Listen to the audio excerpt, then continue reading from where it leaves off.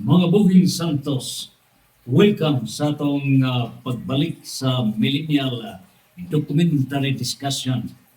Ning umusig na Dr. DF, Researcher, O4, yan at Juris Doctor. Ang itong pag-isbutan karon, asa ba kita musunod? So doon ay nagkadaiya ng mga direksyon sa atong nasod na Pilipinas. Dahil itong mga kaigsunan ng utana, asa ba musunod ang katawhan? Now, nila ang nagkadaiya ng mga latest updates sa ato nga nasod ng Pilipinas. Nasayon kita nga si Congressman Zaldico o subject to verification, tinuod pagwigkahan ni, dili ka ni AI, tinuod pagwigkahan ni, nga kinasing-kasing nga siya he submits his life in danger aron lamang yun sa pagsuka, sa pagpamatuod nga siya gisugo lamang sa Pangulo sa nasod ng Pilipinas. Unya iya kunuhay nga giigo, gisuka nga likasens ang duha ka igagaw ang presidente o ang speaker. Siya rin napakok, siya rin nakaliwangan. And so the issue now, Kassen's government, the president and the former speaker versus Zaldico. Unya, ninigtanan sa wala pa kini mahitabo ang anak nga si Michael Ko ni pamatuod nga dakong sayop sa iyang amahan. And he is not proud of what his father has done as against the welfare of the Filipino people. So niliputuhan po ang atong mga pamalandog na if hindi si Zaldico tinuod pagkakaha ni gikan bagay ka sa iyang kasing-kasing kay sa iyang pagpadayag nagbasa man, is it really from his heart or scripted? So niliputuha pulos na kini the doubts, etc. The president, the speaker, to Zaldico. Unya nining tanan ang pangutana as against usab nining senatorial nga mga investigations. Sa senatorial investigations, mausab kini ug doon na pa'y nagkadaiya nga pulos lang naglapok ang tanan.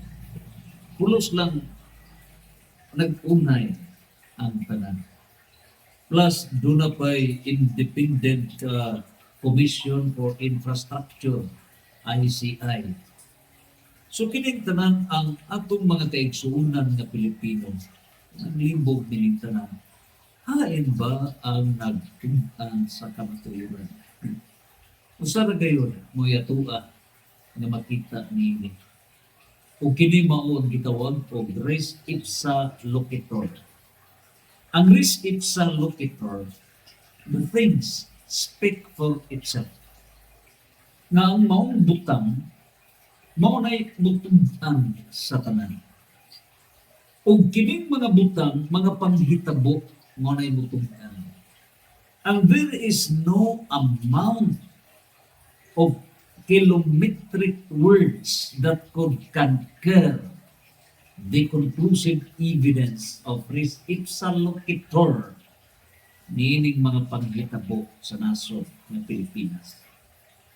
Ug unsa ba di ay ang res ipsa loquitur nga mga ebidensya nga makita gyud ma-feel sa katawhan nga bisa kung saon og ergo dili mabuntog kay maong panghitabo ang butang maunay budan at sa tanan. So nining puntuha, nakatabang ba kining mga kalamidad sa nasod ng Pilipinas? Nakatabang ba yan?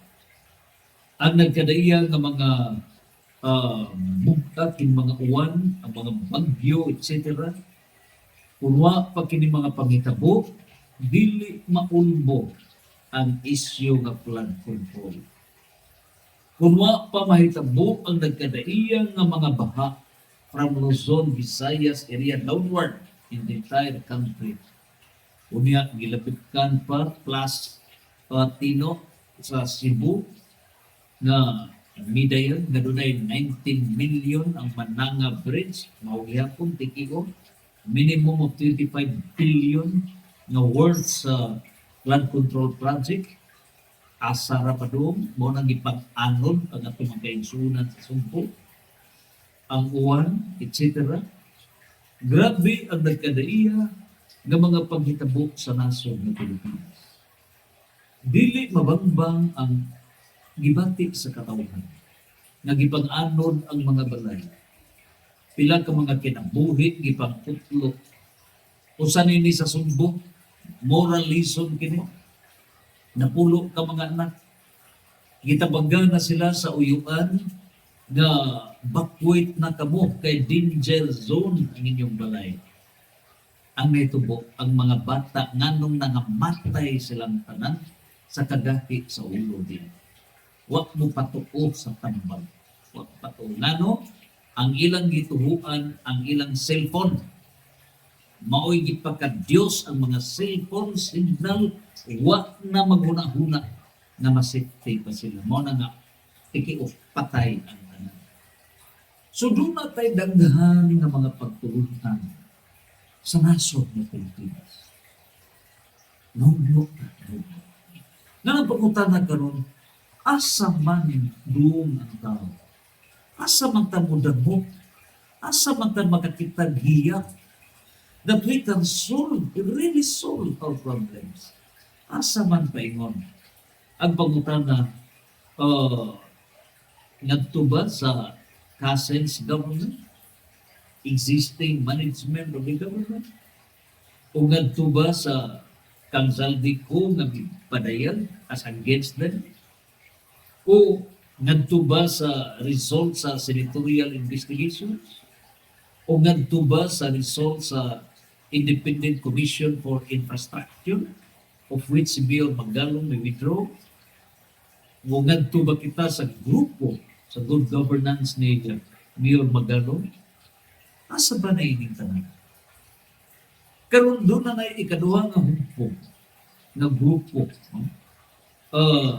Doon ay DDS, mao kining grupo sa mga identified nga mga Duterte group. O niya, niniputuhan ang mga followers ni kanhi President Duterte. O niya, with the followers of Vice President Sara. And also the followers of Bato de la Rosa. Matod pa utrohon na sana, dakpo na sana, dadpon sa International Criminal Court. Diniputuhan karon libog ang mga tao kung asa papadoon nining. And latest karon November 16, 17, and 18 mao usab ang gitawag tulukan law na panag-combine sa three forces ang Iglesia ni Cristo, ang Jesus is Lord movement born again ni E.B. Villanueva, gumikan kay anak nga ang kanhi is the man, ang katugis nga senador nga pugihan kayo sa PISDA, na-involve ni ini karon nga problema, the scandal of flood control, scam, etc. So, anak mismo sa leader sa GIL movement, nakig-join sa INC, no? Sa Iglesia ni Cristo, o labaw sa tanan, ang grupo sa Kibuloy, ang Kingdom of Jesus Christ. So, GOKC, kang Kibuloy. Ang pangutan na karon, kini karon maong tulog ka mga pupong.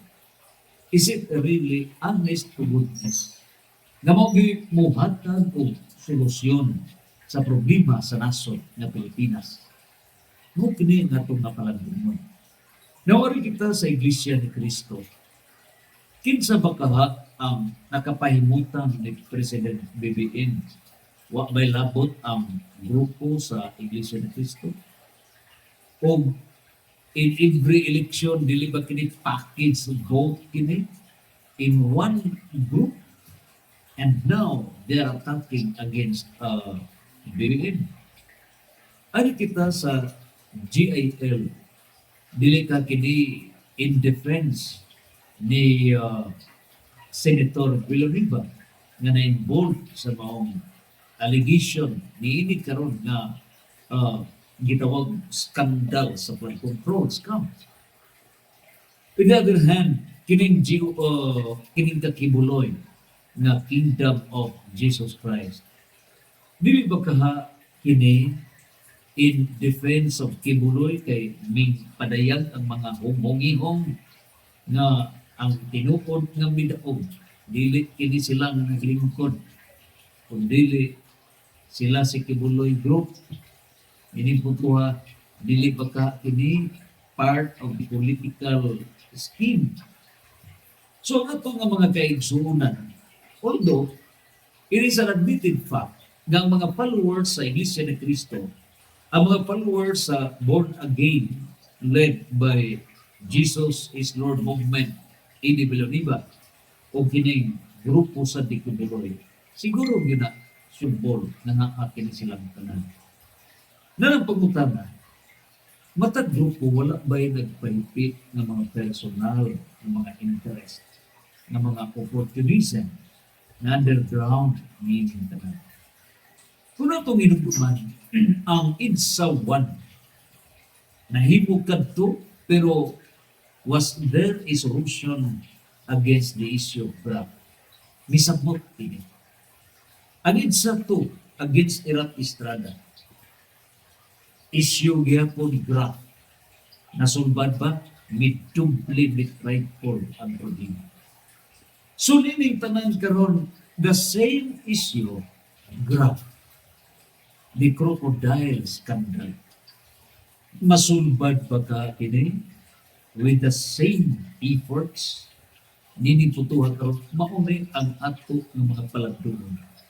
Ug busa daw napusgay ang paglaom sa mga Pilipino na malando karon. Asa ba mosunod ang katawan? Asa naman ka? Ang mga Pilipino, 127 million people, mag-agada lamang kita kung asa ang Zoom ni adtong sunod ang mga tao. O kaha, mapabilin lang kita nga wait and see. Sumaw kining mga pangutana. And so, there is now a challenge for us to take such a responsibility. So niya sa ang tumang kalibog, doon na na'y kamatuuran, doon na na'y klaro. So arita sa klaro, unsa ba'y klaro? Number 1, luyo ni ining tanan, ang Pilipinas gilaptos sa nagkadaiya ng mga kalamidad. Gilaptos sa mga linog, BBM earthquakes, Baguio City, Bogo City, Mindanao area ng mga earthquakes. Unadla pa'y bagyo nga Tino, Super Typhoon Uwan, uguban pa, napay kaming, napay tulog ka mga bagyo. So bagutan na karon, Lord, asa naman kaingon ang mga Pilipina? Kinsa ba'y sundon ini, asa man tapadung? Where is the way? Asa ba ang dalan? So ang ato karon nga makita nga danag labing mao kini. Niya sa Ezekiel 13:13 nga tungod sa kasuko sa Dios iyang gipadala ang mga katalagman sama sa linog bagyo iya kanang gipadala. Ngano? It is a disciplinary act of God. Sumaw rin yun atong matinaw nga mga klaro nga mga butang based on Ezekiel 13:13. Na doon ay mga punishments na gipada sa Diyos niining kalibutan o giagi sa mga kalamidad against public sins. Unya, nasab kini sa Hebrew chapter 12, verse 5 to 10. Nanang pangutan na, Unsa may labot ining kalidad? Dili karon nga nahitabo political economic scenario sa nasod nga Pilipinas. Unsa may relasyon niini? Dunay relasyon. The cause and effect relation. There can be no effect without the cause. Walay epekto kung walay hintan. Di ang atong mga pamalandong. Ngano ba? Nga natintal man ang punuhay pupili sa katawhan na mao'y mulingkod sa kagamhanan. Ngano natintal ba? Unsa ba'y hinungdan nga ang mga kaigsuunan nato sa DPWH with the contractors, etc., congressional, senatorial, relations, etc., ngano nga tintal na ang atong katubag ni mao natintal kay walay self-defense. Nganong why self-defense natintal sa demons of deception. So ang kaaway sa nasod ng Pilipinas, ang demons of deception, limbo, nalimbungan tangkan. Ang pangutana, kanus ba nalimbungan ang nasod ng Pilipinas? Ang paglimbong in pare delicto. In pare delicto. Unsay gipasabot og in pare delicto? Both the candidates and the voters pulos ng limbo. Ang kandidato mulimbong sa butante, pinaagi sa vote buying. Ang butante usab milimbong sa kandidato, pinaagi sa vote stealing. Ang kandidato ug ang botante milimbong sa nasod nga Pilipinas ug mao kini ang duwa sa demons of deception. Pagduwa na sa demons of deceptions, Ephesians chapter 6, verse 10 to 12, as word by Bishop Alberto O.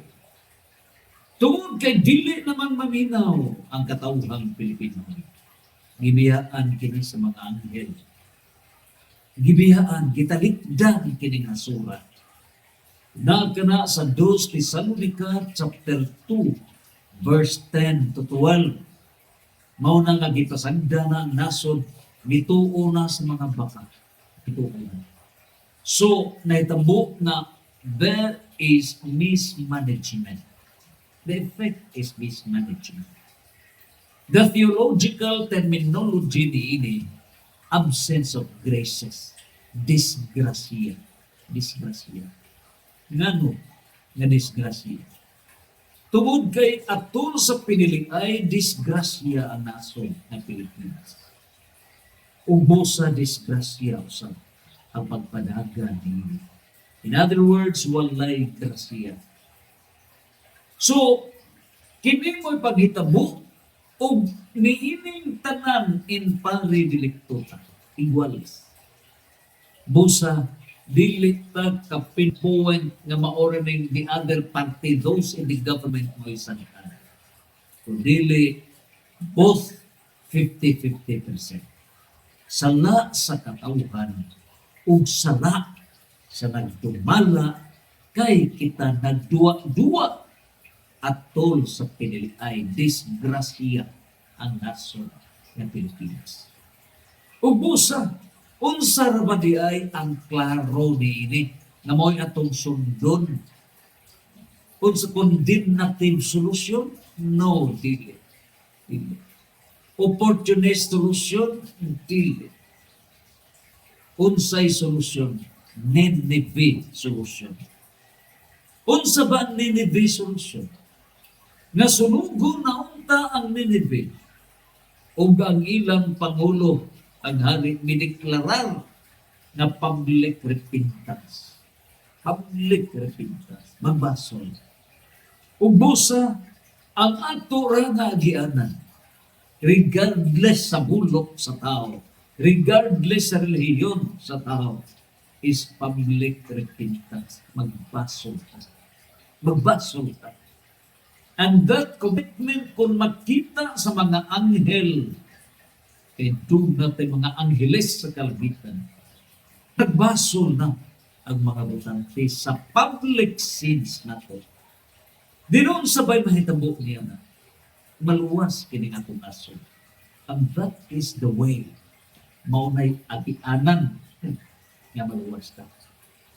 Ikaduha, nining tanan, gikinahanglan ang usa ka balaan nga kagamhanan. Divine governance.